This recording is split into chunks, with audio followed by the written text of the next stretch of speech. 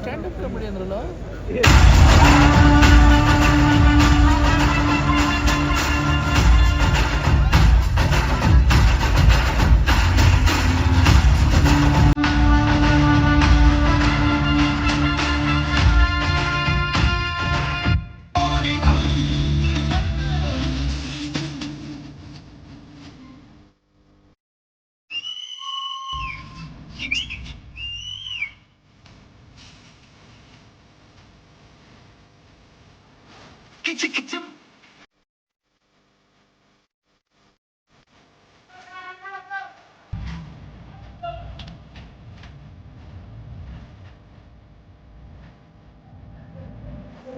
अरे उड़ा दो बस.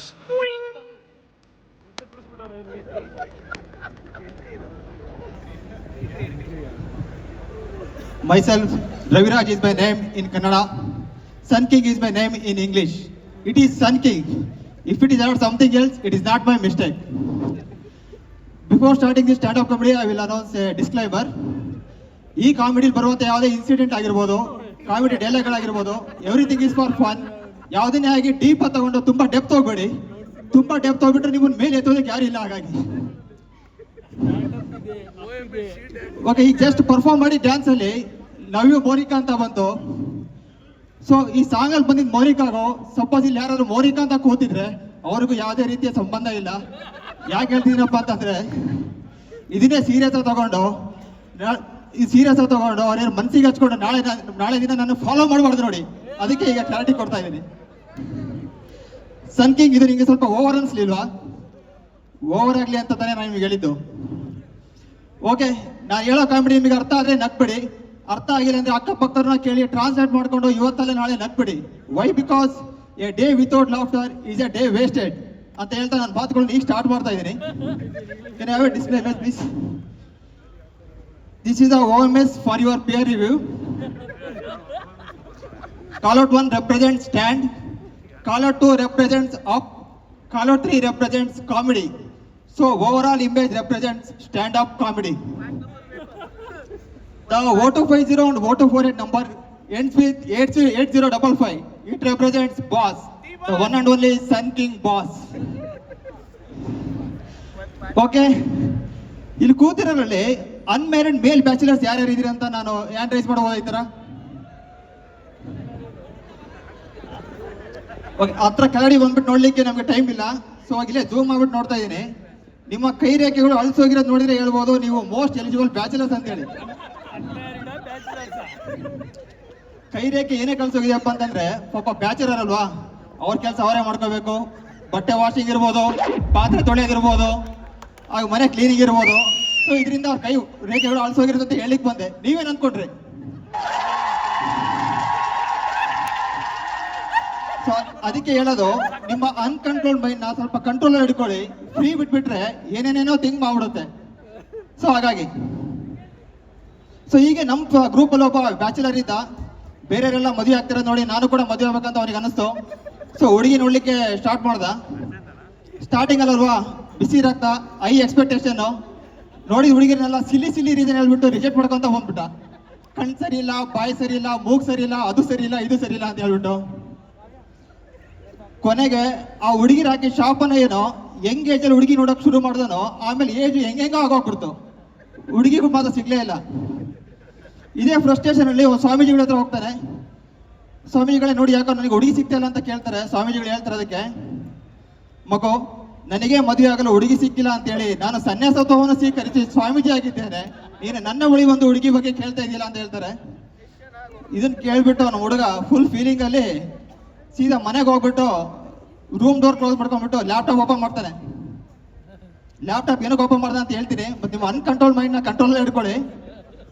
ಅವ್ನು ಜಸ್ಟ್ ಕನ್ನಡ ಮೀಡಿಯಂ ಅಲ್ಲಿ ರಿಜಿಸ್ಟರ್ ಮಾಡಿರ್ತಾನೆ. ನೆಕ್ಸ್ಟ್ ಇರೋ ಬರೋ ಲ್ಯಾಂಗ್ವೇಜ್ ಎಲ್ಲ ಕಡೆ ರಿಜಿಸ್ಟರ್ ಮಾಡ್ತಾನೆ. ಕನ್ನಡ, ಹಿಂದಿ, ಇಂಗ್ಲಿಷ್, ತಮಿಳು ಕಡೆ ಎಲ್ಲ ಕಡೆ ರಿಜಿಸ್ಟರ್ ಮಾಡ್ತಾನೆ. ಆದ್ರೂ ನಮ್ಮ ಹುಡುಗ ಸಿಗ್ಲಿಲ್ಲ. ಕೊನೆ ನಂಬ್ತಿರೋ ಬಿಡ್ತಿರೋ ನಮ್ಮ ಹುಡುಗಂಗೆ OLX ಒಂದು ಹುಡುಗಿ ಸಿಗ್ತಾಳೆ.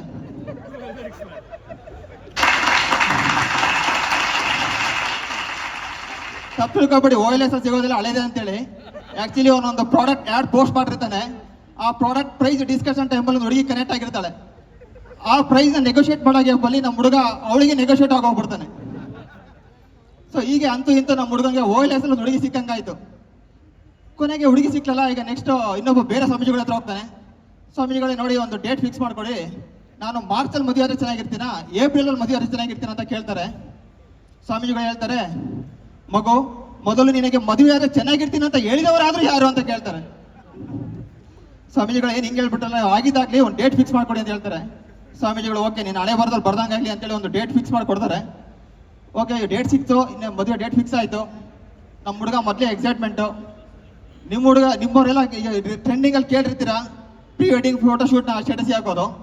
ಇವನು ಕೂಡ ಫೋಟೋಸ್ ಎಲ್ಲ ತಗೊಂಡ. ನೀವೆಲ್ಲ 10 days ಅಥವಾ 15 days, ಮ್ಯಾಕ್ಸಿಮಮ್ 15 days ನೋಡಿರ್ತೀರಾ. 15 days before to go save the date like that. But ಇವ್ನು ಈ ನನ್ನ ಮಗ ಹೆಂಗ್ ಸ್ಟಾರ್ಟ್ ಮಾಡಿದಾನೆ ಅಂದ್ರೆ 60 days ಬಿಫೋರ್ ಅಲ್ಲೇ ಸ್ಟಾರ್ಟ್ ಮಾಡಿಬಿಟ್ಟಿದ್ದಾನೆ. 60 days to go, 15 days to go, save the date ಅಂತೇಳಿ. ನಮಗೆ ನೋಡಿ ಸಾಕಾಗೋಗ್ಬಿಡುತ್ತೆ, ಯಾವಾಗ ಬರ್ತಪ್ಪ ನನ್ನ ಮಗನ ಮದುವೆ ಅಂತೇಳಿ. ಅಂತೂ ಇಂತೂ ಕೊನೆ ಡೇಟ್ ಮದುವೆ ಡೇಟ್ ಬಂತು. ಸೊ ನಮ್ಮ ಕಡೆ ಎಲ್ಲ ಅರಶಿನ ಶಾಸ್ತ್ರ ಮಾಡ್ತಾರೆ. ಸೊ ಅವನು ಕೂಡ ನಡೀತಾ ಇತ್ತು, ಹಳದಿ ಫಂಕ್ಷನ್ ನಡೀತಾ ಇತ್ತು. ಅವ್ನು ಬಂದು ನನಗೆ ಕೇಳ್ತಾನೆ, ಮಗ ನಿನಗೇನೋ ಗೊತ್ತಾ ಅರಶಿನ ಏನಕ್ಕೆ ಹಚ್ತಾರೆ ಮೈಗೆ ಅಂತೇಳಿ ಅಂತ ಕೇಳ್ದ. ಎಕ್ಸಾಕ್ಟ್ ರೀಸನ್ ಗೊತ್ತಿಲ್ಲ, ಒಟ್ಟು ನನಗೆ ಗೊತ್ತಿರೋದು ಹೇಳ್ತೀನಿ ನೋಡು ಅಂತೇಳಿ ಹೇಳಿದೆ. ನಾವು ಚಿಕ್ಕವರಿದ್ದಾಗೆಲ್ಲ ಆಡುವಾಗ ಕೈಗೋ ಕಾಲಿಗೋ ಗಾಯ ಆದಾಗ ಅರಶಿನ ಹಚ್ತಾ ಇರ್ತಾರಲ್ವಾ, ಕಾಯಿನ ನೋವು ಕಡಿಮೆ ಆಗಲಿ ಅಂತೇಳಿ. ಸೊ ಅದೇ ರೀತಿ ಈ ಮದುವೆ ಅನ್ನೋದು ಒಂದು ದೊಡ್ಡ ಗಾಯ ಇದ್ದಂಗೆ, ಮುಂದೆ ಆಗೋ ನೋವು ಕಡಿಮೆ ಆಗಲಿ ಅಂತ ಅಡ್ವಾನ್ಸ್ ಆಗಿ ಹಚ್ಚಿ ಕಳಿಸ್ತಾರೆ ಅಂತ ಹೇಳಿದೆ. ಸೊ ಅದಕ್ಕೆ ಅವನು ನಕ್ಕಂತ ಹೇಳ್ತಾ ಇದ್ದ, ಏನ್ ಗುರು ಫಸ್ಟ್ ಟೈಮ್ ಮದುವೆ ಆಗ್ತಾ ಇದೀನಿ, ನೀನು ಗಾಯ ನೋವು ಅಂತ ಏನೇನು ಎದುರಿಸ್ತಾ ಇದೆಯಾ ಅಂತ ಹೇಳ್ದ. ನಕ್ಕಂತ ಹೋದ ವಾಪಸ್ ಆ ಕಡೆ. ನಮಗೆ ಈ ಬ್ಯಾಚುಲರ್ಸ್ಗಳು ನೋಡ್ತಾ ಇದ್ರೆ ಒಂಥರ ಜಲಸ್ ಫೀಲ್ ಆಗ್ತಾ ಇರುತ್ತೆ. ಯಾಕಂದ್ರೆ ಅವ್ರು ಆರಾಮಾಗಿ ಫ್ರೀಡಮ್ ಆಗಿರ್ತಾರೆ, ಅವ್ರು ಕ್ವಶನ್ ಮಾಡೋರು ಯಾರು ಇರಲ್ಲ, ಇಂಡಿಪೆಂಡೆಂಟ್ ಆಗಿರ್ತಾರೆ, ಬಿಂದಾಸ್ ಆಗಿರ್ತಾರೆ. ನಾವು ಕಾಯ್ತಾ ಇರ್ತೀವಿ ಯಾವಾಗ ಇವ್ರದ್ದು ಫ್ರೀಡಮ್ ಹಾಳಾಗುತ್ತೆ, ಮದುವೆ ಆಗ್ಬಿಟ್ಟು ಯಾವಾಗ ಹೋಗುತ್ತೆ ಅವ್ರು ಅಂತ ಕಾಯ್ತಾ ಇರ್ತೀವಿ. ಸೊ ಫ್ರೀಡಮ್ ಅಂತಿದಂಗೆ ನನಗೆ ಒಂದು ಜೋಕ್ ನೆನಪಾಗ್ತಾ ಇದೆ. ನಿಮಗೆಲ್ಲ ವಾಸ್ಕೋ ಡಿ ಗಾಮಾ ಗೊತ್ತಲ್ವಾ, ಭಾರತಕ್ಕೆ ಸಮುದ್ರ ಮಾರ್ಗ ಕಂಡಿಡಿದವನು. ಅವನು ಕಂಡಿಡಿದಾಗ ಆಕ್ಚುಲಿ ಅವನು ಬ್ಯಾಚುಲರ್ ಆಗಿದ್ದ. ಸಪೋಸ್ ವಾಸ್ಕೋ ಡಿ ಗಾಮಾ ಏನಾದರೂ ಮದುವೆ ಆಗಿ 1-2 ಮಕ್ಕಳಾಗಿತ್ತು ಅಂತ ಇಮ್ಯಾಜಿನ್ ಮಾಡ್ಕೊಳ್ಳಿ. ವಾಸ್ಕೋ ಡಿ ಗಾಮಾ ರಾತ್ರಿ ಎದ್ಬಿಟ್ಟು ರೆಡಿ ಆಗ್ತಾ ಇರ್ತಾನೆ ಹೋಗ್ಲಿಕ್ಕೆ. ಅದು ಹೆಂಡತಿ ನೋಡ್ಬಿಡ್ತಾರೆ, ಏನ್ರಿ ಎಲ್ಲಿಗೆ ಹೋಗ್ತಾ ಇದ್ದೀರಾ ಇಷ್ಟೊತ್ತಿಗೆ ಎದ್ಬಿಟ್ಟು? ಇಲ್ಲ ಕಡೆ ಹಿಂಗೆ ಸಮುದ್ರ ಮಾರ್ಗ ಕಂಡಿಡಿಬೇಕಾಯ್ತು, ಹೋಗ್ತಾ ಇದೆ ಅಂತ ಹೇಳ್ತಾನೆ. ಸಮುದ್ರ ಮಾರ್ಗನ ಏನ್ ಹೇಳ್ತಾ ಇದ್ದೀರಾ ನೀವು? ಯಾರ ಜೊತೆಗೆ ಹೋಗ್ತಾ ಇದ್ದೀರಾ? ಯಾವಾಗ ಬರ್ತೀರಾ? ಇಲ್ಲ ನಮ್ಮ ಟೀಮ್ ಜೊತೆ ಹೋಗ್ತಾ ಇದೆ, ಒಂದು 5 to 6 months ಆಗ್ಬೋದು. 5 to 6 months ಆಗುತ್ತಾ? ಏನ್ ಹೇಳ್ತಿದ್ದೀರಾ ನೀವು? ನೆಕ್ಸ್ಟ್ ವೀಕಿಂದ ಮಕ್ಕಳ ಸ್ಕೂಲ್ ಸ್ಟಾರ್ಟ್ ಆಗ್ತಾ ಇದೆ, ಲಂಚ್ ಬ್ಯಾಗ್ ಹುಡುಕ್ತಾ ಇದ್ದೀನಿ, ಲಂಚ್ ಬ್ಯಾಗ್ ಎಲ್ಲಿದೆ ಅಂತ ಸಿಗ್ತಾ ಇಲ್ಲ ನನಗೆ. ನೆಕ್ಸ್ಟ್ 10th ಬೇರೆ ಹತ್ರ ಬಂತು, ಮಕ್ಕಳ ಸ್ಕೂಲ್ ಫೀಸ್ ಕಟ್ಟಬೇಕು, ಹೋಮ್ ಲೋನ್ EMI ಇದೆ, ಕಾರ್ ಲೋನ್ EMI ಇದೆ, ಧರ್ಮಸ್ಥಳ ಸಂಘ ಲೋನ್ ಕಟ್ಟೋದಿದೆ, ಸ್ತ್ರೀ ಶಕ್ತಿ ಸಂಘ ಲೋನ್ ಕಟ್ಟೋದಿದೆ. ಈ ಎಲ್ಲ ಕಮಿಟ್ಮೆಂಟ್ ಮುಗಿಸ್ಬಿಟ್ಟು ಆಮೇಲೆ ಎಲ್ಲಿಗಾರ ಹಾಳಾಗೋಗಿ. ವಾಸ್ಕೋ ಡಿ ಗಾಮಾ ಸ್ವಲ್ಪ ಯೋಚನೆ ಮಾಡ್ತಾನೆ, ಹೇಳಿ ಏನ್ ಮಾಡ್ತೀರಾ? ಬೆಳಗ್ಗೆ ಎದ್ಬಿಟ್ಟು ಮಕ್ಕಳು ಲಂಚ್ ಬ್ಯಾಗ್ ಎಲ್ಲಿದೆ ಅಂತ ಕಂಡಿಡ್ತೀನಿ ಬಿಡು.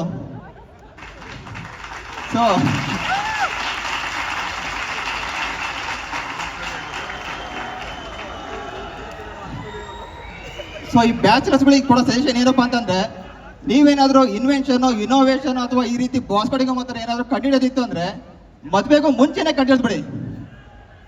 ಮದುವೆ ಆದ್ಮೇಲೆ ನೀವೇ ಕಳೆದೋಗ್ಬಿಡ್ತೀರಾ. ನೀವು ಕಂಡಿಡ್ಕೊಳ್ಳೋ ಅಷ್ಟರಲ್ಲಿ ನಿಮ್ಮ ಲೈಫ್ ಫೈನಲ್ ಸ್ಟೇಜಿಗೆ ಬಂದಿರುತ್ತೆ. ಸೊ ಈ ಒಂದು ಸಜೆಷನ್ ಕೊಡ್ತಾ ವಾಪಸ್ ನಮ್ಮ ಹುಡುಗನ ಮದುವೆಗೆ ಹೋಗೋಣ. ನಮ್ಮ ಹುಡುಗ ತಾಳಿ ಕಟ್ದ, ಮತ್ತೆ ಓಕೆ ಹೋದ್ವಿ, ವಿಶ್ ಮಾಡಿದ್ವಿ, ಒಳ್ಳೇದಾಗ್ಲಿ ದೇವ್ರ ಕಾಪಾಡ್ಲಿ ಅಂತ ವಿಶ್ ಮಾಡ್ಬಿಟ್ಟು ನಾವು ನಮ್ಮ ಮನೆಗೆ ಬಂದ್ವಿ. ಈ ಮದುವೆ ಆಗಿ ಒಂದು 2-3 days ಆಗಿತ್ತು ಅನ್ಸುತ್ತೆ. ರಾತ್ರಿ ಒಂದು ಸ್ಟೇಟಸ್ ಆಗ್ತಾ ಗುರು ಅವನು, ಮೈ ಫಸ್ಟ್ ನೈಟ್ ಜರ್ನಿ ಅಂತೇಳಿ. ನಮಗೆ ನೋಡ್ಬಿಟ್ಟು ಈ ಶಾಕ್ ಆಗ್ಬಿಡ್ತು, ಏನ್ ಹಾಕಿದ ಗುರು ಅಂತೇಳಿ. ಕ್ಯೂರಿಯಾಸಿಟಿ ಅಂತಲ್ಲ, ಏನಾದ್ರು ಮಿಸ್ಟೇಕ್ ಮಾಡಿದ್ನ, ಮಿಸ್ಟೇಕ್ ಸರಿ ಮಾಡ್ಬೇಕಂತನಲ್ಲ. ಸೊ ಸ್ಟೇಟಸ್ ಹಾಕಿದ್ರೆ ಅಂದ್ಮೇಲೆ ನೋಡ್ಬೇಕಂತಾನೆ ಹಾಕಿರ್ತಾನೆ. ಸೊ ನೋಡೋಣ ಅಂತ ಓಪನ್ ಮಾಡಿದ್ವಿ. ಸೊ ಅದ್ ನೋಡಿದ್ರೆ ಕತ್ಲು ಕಾಣಿಸ್ತಾ ಇದೆ, ಏನೋ ಮೂವ್ ಆಗೋ ತರ ಕಾಣಿಸ್ತಾ ಇದೆ. ಬ್ಯಾಕ್ ಗ್ರೌಂಡ್ ಅಲ್ಲಿ ಬೇರೆ ಒಂಥರ ಏನೋ ಸೌಂಡ್ ಬೇರೆ ಬರ್ತಾ ಇದೆ. ಏನಪ್ಪಾ ಅಂತ ಆಮೇಲೆ ಝೂಮ್ ಔಟ್ ಮಾಡಿದ್ಮೇಲೆ ಗೊತ್ತಾಯ್ತು, ಅವ್ನು ನೋಡಿದ್ರೆ ಕಾರಲ್ಲಿ ಗಾಡಿ ಓಡಿಸ್ತಾ ಇದ್ದಾನೆ. ರೋಡ್ ಮೇಲೆ ಕಾರ್ ಓಡಿಸ್ತಾ ಇದ್ದಾನೆ. ಈ ಕಾರ್ ಅಂತಿದಂಗೆ ನಮ್ಮ ಅನ್ಕಂಟ್ರೋಲ್ಡ್ ಮೈಂಡ್ ಯಾವ್ದಾವ್ದೋ ಮೂವಿ ಟೀಸರ್ ನೆನ್ಸ್ಕೊಂಡ್ಬಿಡುತ್ತೆ. ಸೊ ನೀವು ಅಲ್ಲಿದಂಗೆ ಹೋಗಕ್ ಹೋಗ್ಬೇಡಿ, ಕಂಟ್ರೋಲ್ ಎಲ್ಲ ಹಿಡ್ಕೊಳ್ಳಿ ಮೈಂಡ್ನ. ಅವ್ನು ಆಕ್ಚುಲಿ ಕಾರ್ ಡ್ರೈವ್ ಮಾಡ್ತಾ ಇದ್ದ.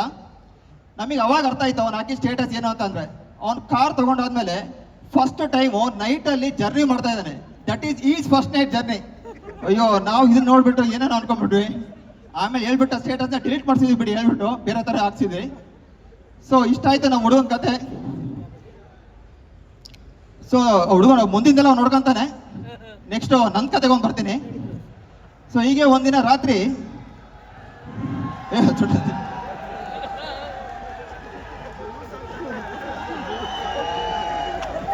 ಪಕ್ಕದ ಮನೆ ಸೌಮ್ಯ ಅನ್ನೋರು ರಾತ್ರಿ ಏನೋ ಕೇಳಲಿಕ್ಕೆ ಬಂದಿದ್ರು. ನನ್ನನ್ನಲ್ಲ, ನನ್ನ ವೈಫ್ನ ಏನೋ ಯೂಶಲಿ ಬರ್ತಾರಲ್ಲ ಏನೋ ಕೇಳಲಿಕ್ಕೆ ಆತರ ಬಂದಿದ್ರು. ನಾ ಸಡನ್ ಆಗಿ ಅವ್ರಿಗೆ ಏನೋ ಹೇಳ್ಬಿಡ್ತೀನಿ. ನಾ ಹೇಳಿದ್ ಕೇಳೋರು ವಾಪಸ್ ನಕ್ಕಂತ ನಾಚ್ಕೊಂತ ಹೋಗ್ಬಿಟ್ರು. ಅದ್ರ ಹೋಗೋದ ನನ್ನ ವೈಫ್ ನೋಡ್ಬಿಡ್ತಾರೆ. ಬಂದ್ಬಿಟ್ಟು ಕೇಳ್ತಾರೆ, ಏನ್ರಿ ಪಕ್ಕದ ಮನೆ ಸೌಮ್ಯ ಬಂದಂಗಿತ್ತು, ಯಾಕೆ ಹಾಗೆ ಹೋಗ್ಬಿಟ್ರಲ್ಲ? ಇಲ್ಲ, ನಾ ಏನೋ ಹೇಳ್ದೆ ಹಾಗೆ ಹೋಗ್ಬಿಟ್ರು ಅಂತ ಅಂದೆ.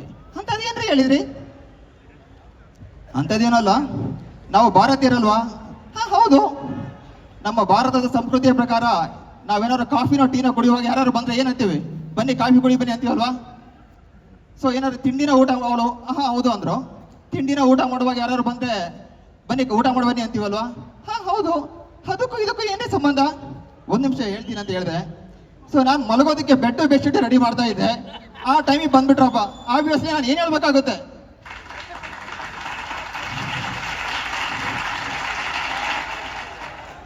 ಅದಕ್ಕೆ ಕೇಳ್ಬಿಟ್ಟು ನನ್ನ ವೈಫು ಬೈದ್ರು. ಅದು ಬೇರೆ ಬಿಡ್ಲಿ, ಅರೆ ಸೌಮ್ಯರು ನಕ್ಕಂತ ಹೋದ್ರಲ್ಲ, ಅದು ಸೆಕೆಂಡರಿ. ಸೊ ಇಷ್ಟು ಹೇಳ್ತಾ ಟೈಮ್ನ ಬೇರೆ ಕಡಿಮೆ ಇರೋದ್ರಿಂದ ಇಲ್ಲಿಗೆ ಮುಗಿಸ್ತಾ ಇದ್ದೀನಿ. Thank you for